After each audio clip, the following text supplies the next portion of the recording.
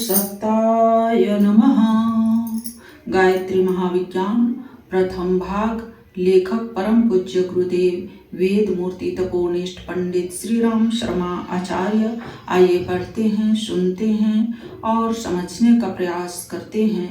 गायत्री मंत्र हमारे साथ साथ। ओम भूर्भुवः स्वाहा तत्सवितुर्वरेण्यं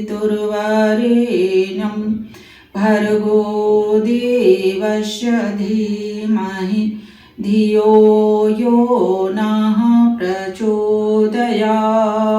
जब साधना देर तक नहीं पकती और साधक को आगे का मार्ग नहीं मिलता तो उसे अनुभवी गुरु की सहायता की आवश्यकता होती है।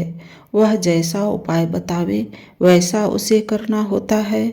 इसी प्रकार धीरे धीरे क्रमशः 6 चक्रों को पार करता हुआ साधक मूलाधार में स्थित कुंडलिनी तक पहुंच जाता है और वहां उस ज्वालामुखी कराल काल स्वरूप महाशक्ति सर्पिनी के विकराल रूप का दर्शन करता है। महाकाली का प्रचंड स्वरूप यही दिखाई पड़ता है। कई साधक इस सोते सिंह को जगाने का साहस करते हुए कांप जाते हैं। कुंडलिनी को जगाने में उसे पीड़ित करना पड़ता है, छेदना पड़ता है। जैसे परमाणु का विस्फोट करने के लिए उसे बीच में से छेदना पड़ता है, उसी प्रकार सुप्त कुंडलिनी को गतिशील बनाने के लिए उसी पर आघात करना होता है। इसे आध्यात्मिक भाषा में कुंडलिनी पीड़न कहते हैं। इससे पीड़ित होकर क्षुब्ध कुंडलिनी फुसकारती हुई जाग पड़ती है और उसका सबसे प्रथम आक्रमण मन में लगे हुए जन्म जन्मांतरों के संस्कारों पर होता है।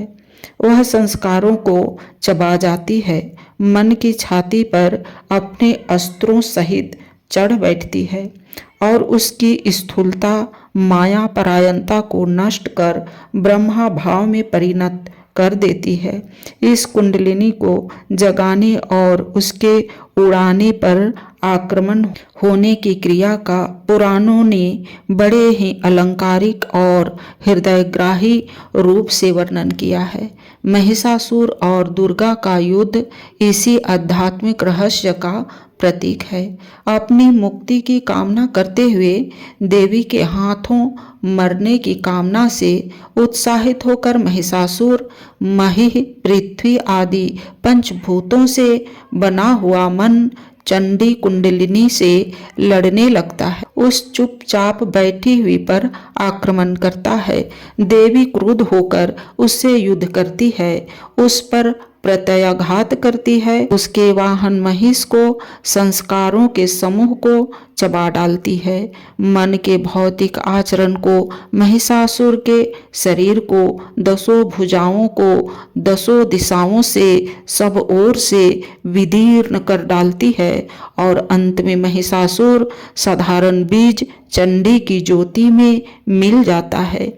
महाशक्ति का अंश होकर जीवन लाभ को प्राप्त कर लेता है। भक्तिमयी साधना का वह रौद्र रूप बड़ा विचित्र है।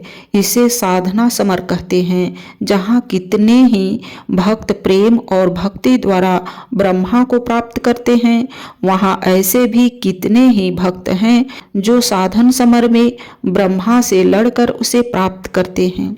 भगवान तो निष्ठा के भूखे हैं।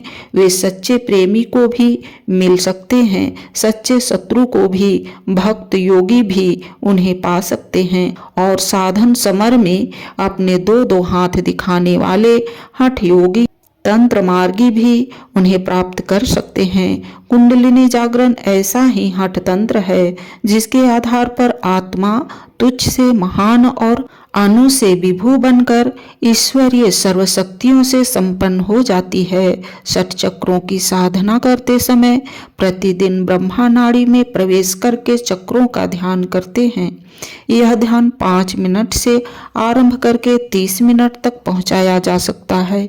एक बार में इसे अधिक ध्यान करना हानिकारक है, क्योंकि अधिक ध्यान से बढ़ी उष्मा को सहन करना कठिन हो जाता है। ध्यान समाप्त करते समय उसी मार्ग पर वापस लौटकर मन को त्रिकुटी में लगाया जाता है और फिर ध्यान को समाप्त कर दिया जाता है। यह कहने की आवश्यकता ही नहीं कि साधना काल में ब्रह्मचर्य से रहना, एक बार भोजन करना, सात्विक खाद्य पदार्थ ग्रहण करना, एकांत सेवन करना, स्वस्थ वातावरण में रहना, दिनचर्या को ठीक रखना अनिवार्य है, क्योंकि यह साधनाओं की प्रारंभिक शर्तें मानी गई है। षट चक्रों के वेधन और कुंडलिनी के जागरण से ब्रह्मरंध्र में ईश्वरीय दिव्य शक्ति के दर्शन होते हैं और अनेकों गुप्त सिद्धियां प्राप्त होती है। आज के वीडियो में इतना ही। अगले वीडियो में यह दिव्य प्रसाद औरों को भी बांटिए, इसके बारे में पढ़ेंगे और समझेंगे। लाइक, सब्सक्राइब और शेयर करें। धन्यवाद। ओम शांति।